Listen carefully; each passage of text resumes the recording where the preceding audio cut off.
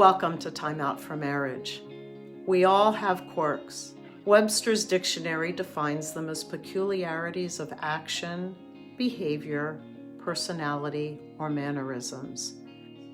I've got a particular way in which I touch my hair, sneeze, incorrectly remember names of people and places, use my hands and facial expressions in conversations. I, my husband, and my children could go on and on about my quirks. My husband has his own way of using his body when speaking with somebody or preaching from the pulpit. And boy, does he attend to details I am unaware of, even if I'm at the same place and having the same experience. He also tends to drive either right at the speed limit or just below the speed limit. Quirks can be quite endearing, but in marriage, just as differences early in the relationship might attract us early on, and thus the saying, opposites attract, it is similar with quirks. At first, they might seem endearing, but as time passes, we may just find them tolerable, and then perhaps they even become irritating and annoying. So, how do we respond to our spouse's quirks?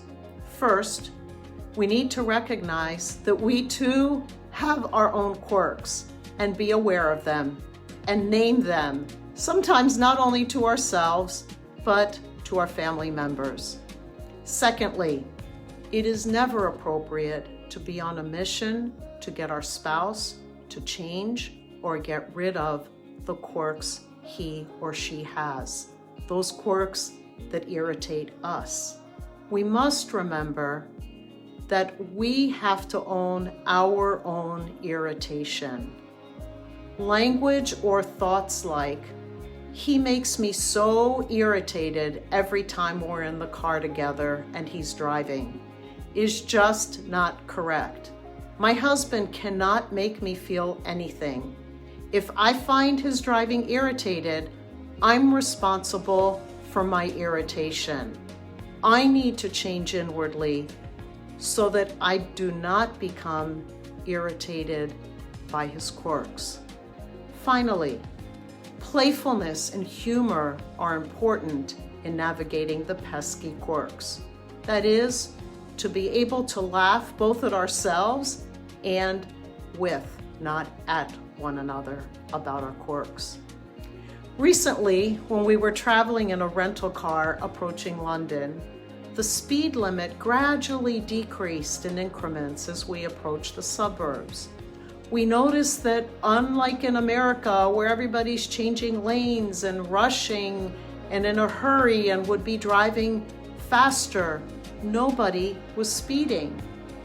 And looking over the 6-lane highway, it was as if all of the cars were in slow motion.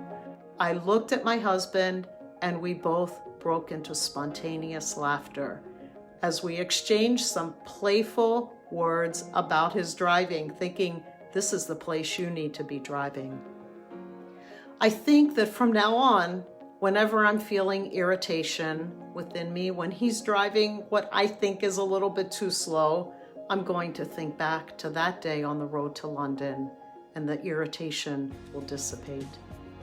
I'd encourage anybody watching this to consider taking some time to reflect on your own quirks, then spend some time with your spouse discussing them.